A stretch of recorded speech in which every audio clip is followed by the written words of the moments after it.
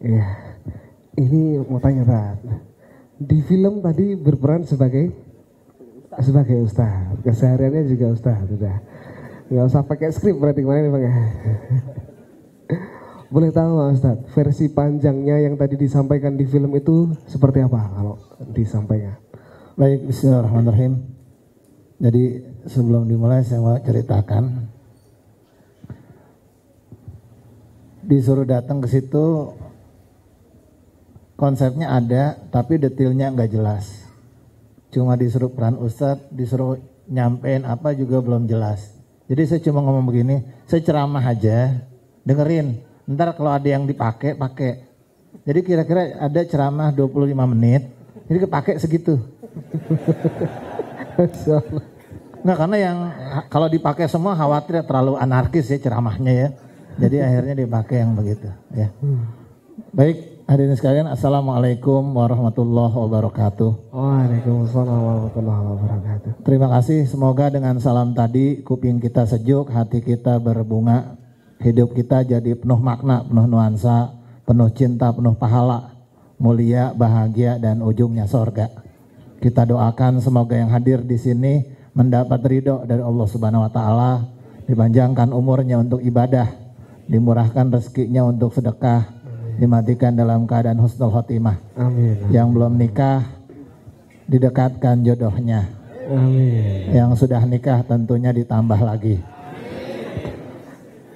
kebahagiaannya, kelanggengannya, dan yang lainnya.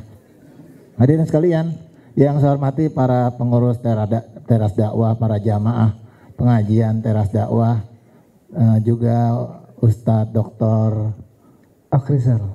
Okhrizal, tadi beliau sudah hadir di sini.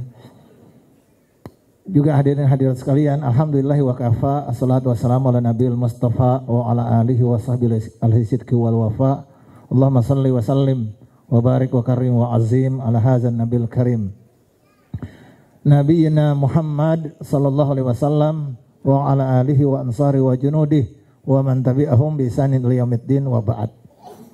Hadirin sekalian, segala puji bagi Allah Subhanahu wa taala yang telah mengizinkan kita semua berkumpul di sini. Tentunya untuk silaturahmi, membersihkan hati, mencerdaskan nurani, meningkatkan prestasi, mengoptimalkan potensi, membangun motivasi. Tentunya dengan mengkaji dan menggali nilai-nilai dan ilmu yang islami. Dengan sama-sama meneladani sunnah Nabi, dengan sama-sama menyembah Allah satu-satunya penguasa di muka bumi. Hingga Islam bisa terus tersebar dan bersemi, panjinya berkibar sampai ke langit tinggi. Walaupun kita semua harus terkapar dan mati seorang diri. Prinsipnya sederhana, nggak boleh ada dua matahari walaupun bulan pudar cahayanya. Nggak boleh tercabut itu iman dari sanubari walaupun nyawa kita jadi taruhannya. Langit yang 7 tinggal 6, jatuh 1 di Selat Malaka. Langit runtuh, bumi tenggelam, yang tinggal cuma sorga dan neraka. Allah ciptakan di hati kita cinta, yang dengan cinta kita bisa ke sorga. Cinta pada Allah, Rasulnya, sesama dan semesta. Bahkan nolongin anjing kehausan kita bisa ke sorga. Nolongin anjing aja berpahala, apalagi nolongin teman. Coba lihat, teman kita anjing bukan? Ya itu kan retoris. Ini makanya dipotong nih kalimat begini, takut nggak lolos sensor. Dengan cinta juga banyak orang nerobos ke neraka. Karena cinta sama keluarga terus nyolong duit negara, lari ke Singapura, ketangkep KPK, di penjara pura-pura lupa. Ada yang cuma pengen kaya, terjebak sama riba, sehingga dia dosanya seperti dengan orang tua dia berzina. Dengan cinta kita bisa bertakwa. Dengan cinta juga banyak ABG, artis, pejabat berzina, masuk handphone kamera dan nyebar kemana-mana. Nggak takut dosa, pas ketahuan cuma ketawa-ketawa. Dengan cinta kita bisa ngumpulin pahala. Dengan cinta juga pejabat ngumpulin dosa. Pacaran beda agama, nikah antar agama, bahkan semua agama dianggap sama. Toleransi mesti, pluralitas pasti. Majemuk udah aksiomatika. Tapi agama berbeda. Toleransi benar, tapi nggak boleh agama nggak boleh campur-campur. Ini agama bukan gado-gado. Islam beda sama Kristen. Kristen Katolik beda sama Protestan. Terima, itu perbedaan. Karena kita menjadi bineka dan dengan itu kita bertunggal ika. Bertunggal ika bukan dengan menghilangkan perbedaan, tapi menghilangkan sekatnya. Ketika perbedaan kita hilangkan, maka kita tidak pernah bisa berbineka. Makanya kalau ngomong Pancasila, penataran dulu. Penataran tahun 84 dijelaskan bahaya laten paling bahaya yang merorong bangsa Indonesia adalah bahaya laten komunis.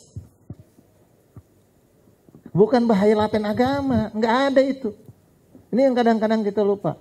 Lukisan indah selalu terdiri dari banyak warna. Sekeren apapun lukisan abstrak pasti ada warnanya. Paling nggak hitam putih dah. Ada nggak warna putih doang? Kita liatin, cakep nih. Maaf Pak Ustadz, itu belum digambar.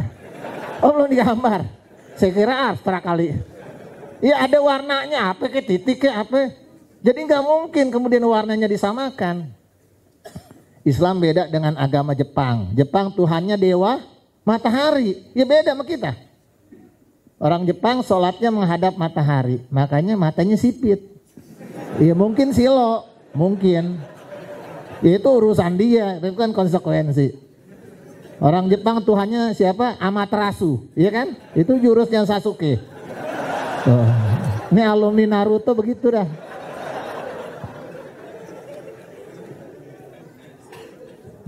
Orang Jepang punya Tuhan namanya Dewi Bulan, namanya suku Yomi. Itu juga jurusnya Sasuke. Tapi ngapa judul bukunya Naruto ya? Saya nggak ngerti juga. Nah, hadirin sekalian, kita ada orang Solin, dia agamanya beda, dia mesti dibotakin. Ya. Di kita belum tentu semuanya mau dibotakin. Ada yang palanya peyang, ada yang mau dipitak-pitak, malu, ada yang panjul. Ya orang Solin silakan. Ada di satu negara yang percaya Tuhannya gajah. Kalau gajah lewat mobil mesti berhenti. Kenapa? Tuhan lewat. Leleh Tuhan lu ya. Iya nggak apa-apa, itu pilihan dia. Itu namanya yang kadang-kadang kita lupakan. Orang berbeda. Sama nggak Islam? Ya beda. Nggak Pak Ustadz, semua agama sama. Sama dari mana? Semua agama tujuannya sama. Berarti agama sama. Agama tujuan boleh sama, cara kan lain. Maaf, yang akhwat punya bapak nggak? Ini ragu-ragu, mungkin anak pungut. Ya kita nggak tahu. Barangkali kan kita nggak tahu. Bapak kita kerja tujuannya biar dapat, ayo ngomong pahala, dapat gaji. Mau dapat pahala nggak digaji? Dapat gaji sesuai dengan cara yang Islami, syar'i, pahala dapat, niatnya benar. Bapak kita kerja tujuannya biar dapat pahala. Ya, ini bahasanya mohon maaf, bahasanya jelek gitu ya. Perempuan tuna susila kan kepanjangan ya. Bahasa Betawinya jablay, gampang kan? Jablay jual diri tujuannya biar dapat duit. Tadi bapaknya kerja tujuannya biar dapat duit. Sama nggak tujuannya? Bapaknya jablay bukan? Ini jawaban. Nggak bisa semua agama sama karena tujuannya dianggap sama. Itu yang kadang-kadang memaksakan diri terus mengatakan kita berbineka. Itu bukan berbineka, namanya ente pendusta. Ente penista agama, nggak usah banyak alasan. Mohon maaf ya, sepanjang sejarah orang yang menghina agama matinya PA. Beneran, saya nggak mau contohin presiden bangsa kita, nggak enak, nggak pantas juga. Tapi kita cek Firaun matinya kelelep, Korun kaya matinya longsor, Raja Namrud kaya matinya keselak nyamuk, 400 tahun sekaratul maut. Menurut satu riwayat. Kita kenal yang namanya Snok Holgonya yang pura-pura masuk Islam memurtadkan Jawa dan Sumatera. Snok Holgonya matinya 3 bulan sakaratul maut. Mustafa Kamal Ataturk, dari nama jelas Ataturk, berarti dari Turki. Udah pernah belum ke Turki? Makanya jalan dong. Saya alhamdulillah udah pernah, ya enggak? Nih di Turki dia melarang azan mesti pakai bahasa Turki. Ketika azan pertama dimunculkan dalam bahasa Arab, ibu-ibu nangis ke masjid. Saya mau tahu tadi bapak ngapain? Bapak, saya nggak ngapa-ngapain. Itu tadi ada yang bersuara dari corong masjid. Suara apa itu? Itu azan, ibu memanggil kita sholat. Saya dulu pernah dengar begini, lalu hilang, saya perasa nangis ibu-ibu dengar azan pertama kali. Kenapa? Dia pernah dengar dulu waktu kecil, hilang, kemudian azan, hilang satu generasi. Perdana Menteri Turki dari golongan Islam, pertama kali yang diinginkan adalah mendengarkan suara azan kembali berkumandang dalam bahasa Arab di Turki. Jadi presiden, akhirnya apa? Dikudeta. Itu Perdana Menteri digantung, tapi matinya bahagia. Kenapa? Karena lewat kebijakannya azan kembali berkumandang di bangsa Turki. Itu luar biasa. Itu orang kalau menghina agama, matinya ngerinya kayak Mustafa Kemal Atatürk. 20 tahun sakaratul maut, matinya enggak diterima bumi, berdarah-darah, benanah-nanah. Kita nggak usah mainin agama tinggi-tinggi begitu. Ada orang mainin waris, nih warisan nih, ente jual diam-diam, atau ente kekepin diam-diam, matinya PA ada. Jajal aja kalau nggak percaya. Jangan mainin agama, matinya susah. Ariel Sharon, 8 tahun sakaratul maut. Kita sering kali lupa, jangan mainin agama, jangan, ntar matinya susah. Nah, kita udah ingetin kalau masih begitu juga, jangan sampai ketika umat Islam kunut nazilah yang kena ente. Jangan sampai Anda lagi angkat tangan subuh, iya kan? Allahumma ansur man nasruddin wa damir a'da'aka wa a'da'ad-din. Ketika Anda ngomong wa a'da'aka wa a'da'ad-din, musuh engkau ya Allah hancurkan ya Allah, dan musuh agama ini ya Allah hancurkan. Jangan sampai kalimat itu merujuk kepada Anda. Allah ma'izal Islam wal muslimin, ya Allah kuatkan Islam ya Allah dan umat Islam ya Allah.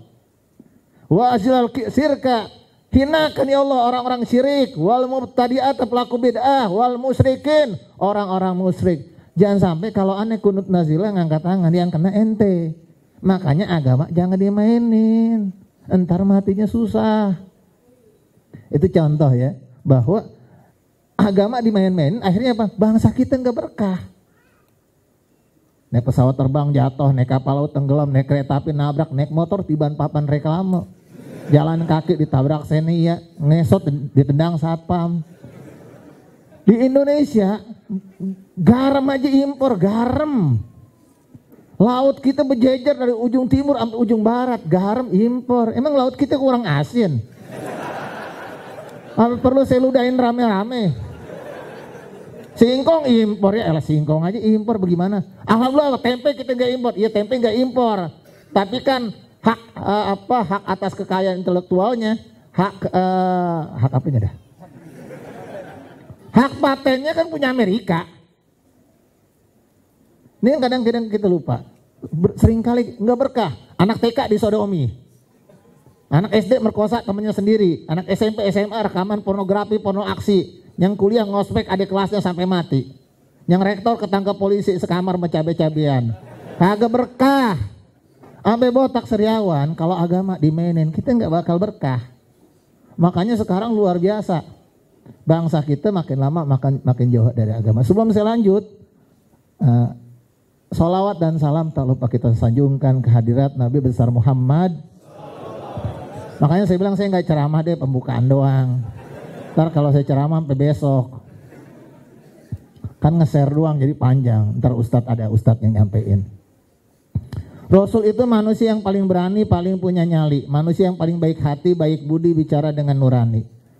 Rasul itu manusia yang tapak kakinya abadi, perjuangannya lestari, gak pernah korupsi. Apalagi main judi.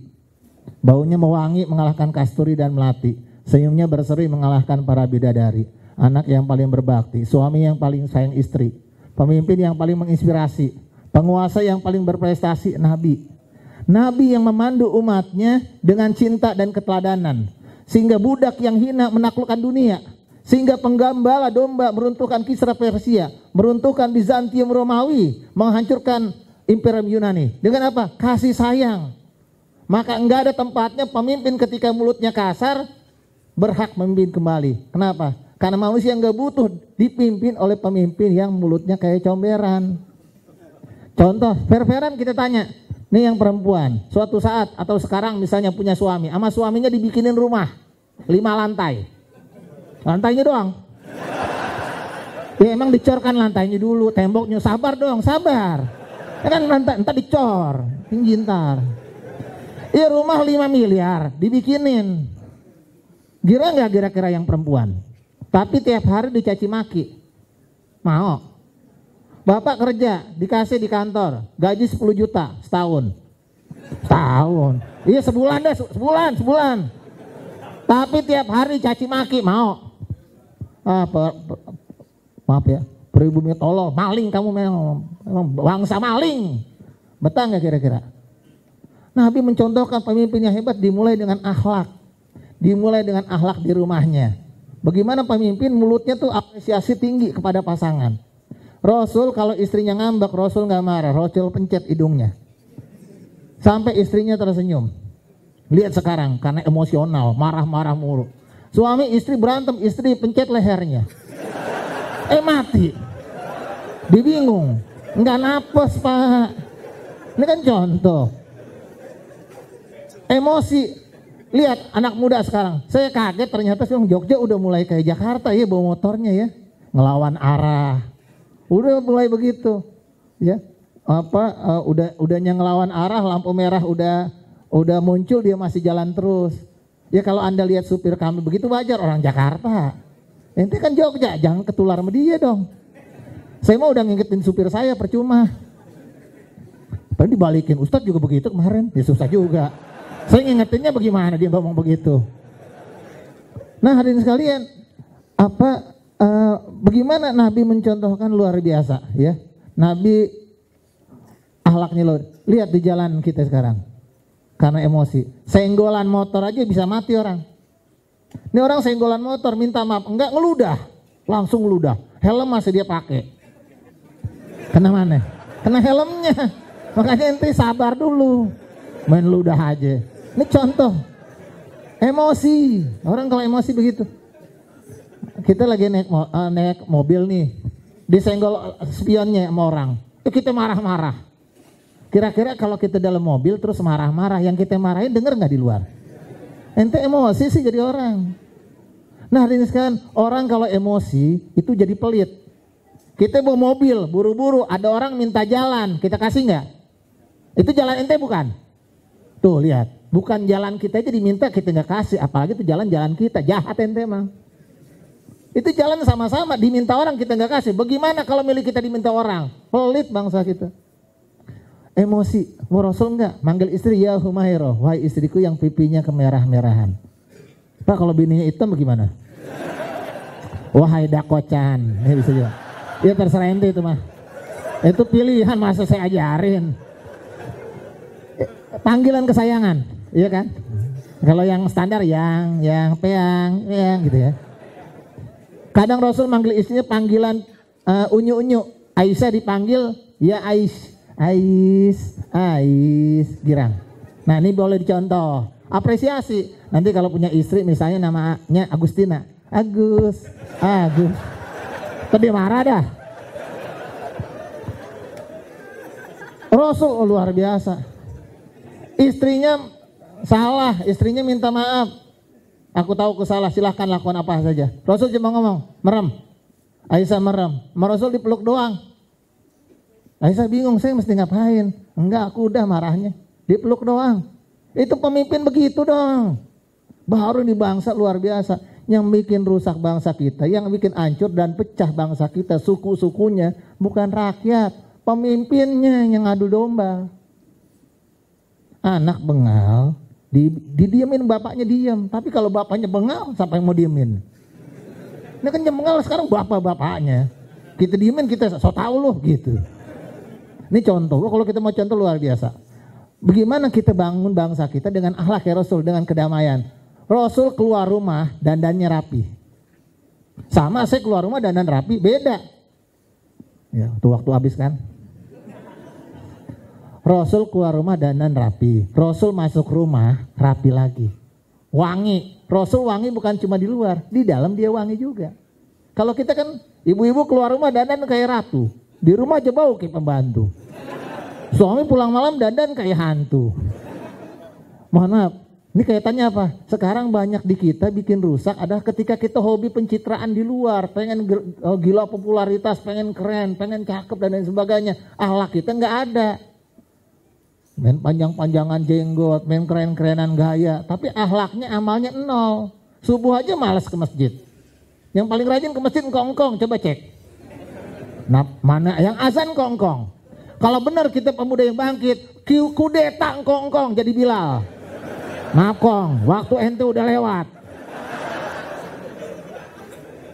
Engkong-engkong napas ngap-ngapan suruh azan, kita juga nggak semangat. Udah gitu azannya azan Indonesia, khas banget. As-salatu khairum minan naum. Naum apaan? Itu suruh tidurnya panjang. Ya coba cek dah azan Madinah, ada nggak naumnya panjang? As-salatu khairum minan naum. Naumnya pendek. Tidur jangan banyak-banyak. Nah hadirin sekalian, bagaimana Nabi dari membina keluarga aja bisa jadi contoh membina bangsa. Terakhir pesan saya gampang, bahwa sekarang apa saya ati alan nas alal ummati sanawat khadda'at. Datang kepada umatku masa-masa penuh tipu daya. Yusaddaq bihal kazib wa yukazab bihal shadiq. Didustai, dipercaya orang-orang yang suka berdusta dan didustai orang-orang benar. Wa yu'taman fihal khain, dipercaya para pengkhianat. Wa yukhad fihal amin, dan dikhianati orang-orang benar. Ini musibah luar biasa di bangsa kita. Di riwayat lain disebutkan badiru bil a'mal fitanan ka qitalil muslim. Bersegera beramal, musibah seperti malam yang gelap gulita. Ini musibah luar biasa. Yusbihu rajulun mu'minan wa kafir. Subuh orang beriman, sorenya kafir. Yumsi rajulun mu'minan wa yusbihu kafir. Dan sore dia beriman, paginya kafir. Ya biya dinahu biaradi minad dunya. Dijual agamanya buat duit. Kuncinya di mana? Musibah luar biasa, fitnah di mana-mana. Kalau bahasa kerennya nih fitnah menyambar-nyambar. Tuh. Terus bagaimana? Kuncinya badiru bil a'mal, bersegera beramal, jadilah teladan. Bagaimana jadi teladan? Ayo kita belajar jadi Nabi Yusuf. Berani menentang nafsu, berani melawan kemungkaran. Walaupun cuma dengan sikap, resikonya nyawa dan penjara. Nabi Yusuf, walaqad hammat bihi wa hamma biha. Sungguh hammat bihi, itu perempuan udah nafsu sama Yusuf. Sungguh tuh perempuan udah nafsu, sampai diubun-ubun nafsunya sama Yusuf. Nah Nabi Yusuf bagaimana sikapnya? Pengen nggak mata perempuan? Nafsu yang sama. Sungguh Yusuf udah nafsu juga, sama. Kok bisa nafsu juga? Pertama Yusuf anak muda, nafsunya menggebu-gebu. Yang kedua ganteng, playboy. Kalau dapat perempuan ya bangga dong, iya kan?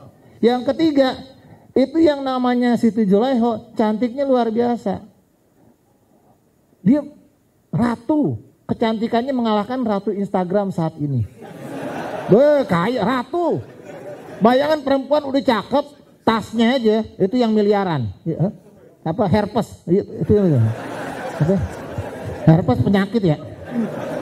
Hermes tuh lihat, iya kan? Mukanya halus, lihat artis Instagram mukanya mulus ya, karena diedit. Ini cakep, cantik, putri, kaya. Udah ya Allah, baru cantik aja kita udah nafsu. Ini udah cantik, kaya, ratu lagi. Yang selanjutnya, Nabi Yusuf jauh dari keluarga dan saudaranya kampung halaman. Siapa yang bisa nyegat dia? Yang selanjutnya, Nabi Yusuf anak buah, pembantu, bawahan, yang nyuruh bos, majikan, apa yang bisa dia tolak? Yang selanjutnya, dua-duaan. Itu yang ketiga setan, yang keempat genderuwo tuh begitu. Udah berdua, dikepung, gak ada yang bisa lihat. Gak ada yang tahu. Bagaimana coba? Dan selanjutnya Nabi Yusuf bujangan, lagi menggebu-gebu, sama-sama. Tapi apa kekuatan Nabi Yusuf? Dia dekat sama Allah. Ihfazillaha yahfazka. Jaga Allah, Allah yang jagain kita. Ketika Nabi Yusuf udah nyerah, laula aro'a min rabbihi, dan kalau seandainya Nabi Yusuf gak melihat ilham dari Robnya, maka Nabi Yusuf mungkin menang. Tapi Nabi Yusuf melihat panduan dari Robnya. Deketin Allah, Allah yang jagain kita. Jadi pemuda seperti Nabi Yusuf. Kita nggak bisa ngelawan zina, nggak bisa ngelawan kemaksiatan, kita nggak bisa. Tapi kita bisa dekat sama Allah. Dengan itu Allah memandu kita ke sorga. Jangan mikirin kita nggak bisa ninggalin maksiat, nggak usah dipikirin. Tapi pikirin kita terus berpegang teguh dengan tali agama Allah. Dengan itu Allah menjauhkan kita dari maksiat. Yang kedua, belajar dari pemuda Kahfi. Menurut tafsir di antara pemuda Kahfi itu bukan pemuda sembarangan, dia bangsawan Romawi. Kalau memaksiat dia emang jagonya. Kalau membejat dia jagonya, tapi ketika pergaulan begitu rusaknya, mereka rela untuk berkumpul, bikin komunitas mengasingkan diri.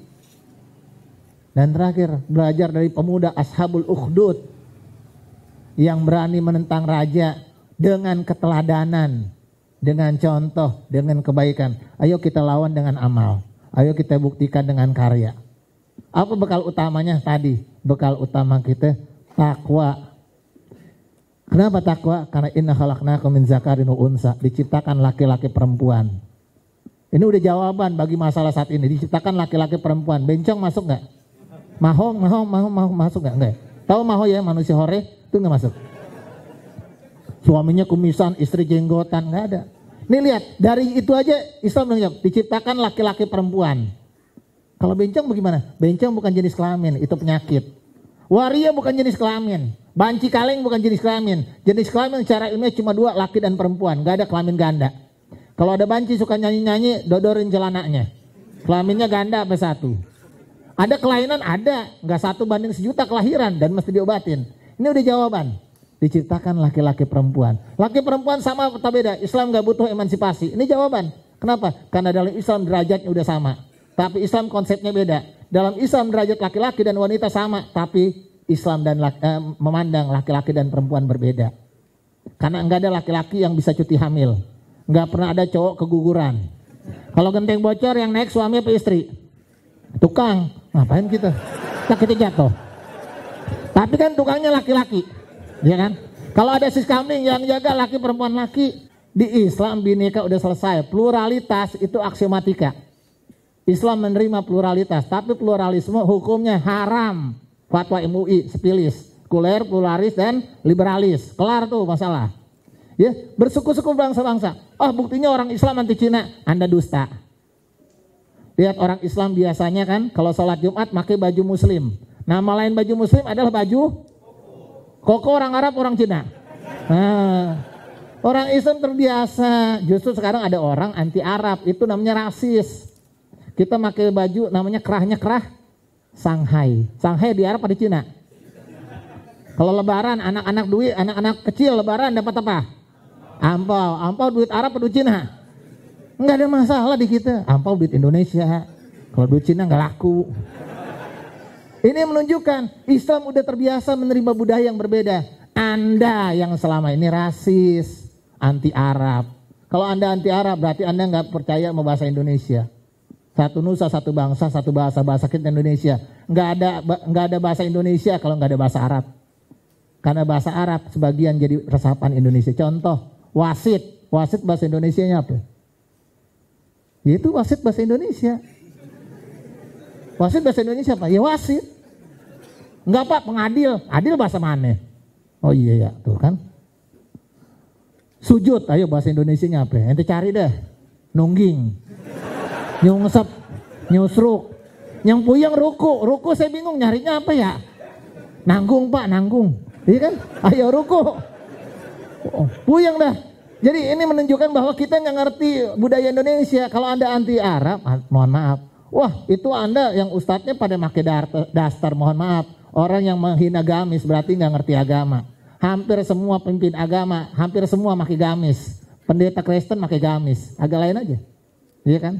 Bahkan gurunya dari Bruce Lee, namanya Ip Man, makainya gamis. Jadi begitu. Nah, ente makanya belajar. Pendeta di Vatikan, pendeta di Rusia itu pakai gamis. Mahatma Gandhi pakaiannya baju ihram. Ngapa tiba-tiba Ustadz pakai ente benci? Emang otak kalau udah rasis susah. Ente bicara bineka cuma hati ente jahat. Mau paham? Ente jahat. Udah kayak Rangga ente, udah gitu aja dah. Nih ya, paham. Ini satu bab aja sebetulnya Islam udah selesai. Jadi kalau ngomong siapa yang paling damai di bangsa kita, merekatkan bangsa kita, umat Islam. Inna akramakum indallahi. Sungguh yang mulia insya Allah yang takwa. Nggak ada masalah dengan perbedaan. Justru dengan perbedaan itu kita bisa bekerja sama, dan dengan bekerja sama kita bisa berbineka dan bertunggal ika, dan dengan itu kita menjadi bangsa yang sempurna. Assalamualaikum warahmatullahi wabarakatuh. Waalaikumsalam warahmatullahi wabarakatuh. Takbir. Baik.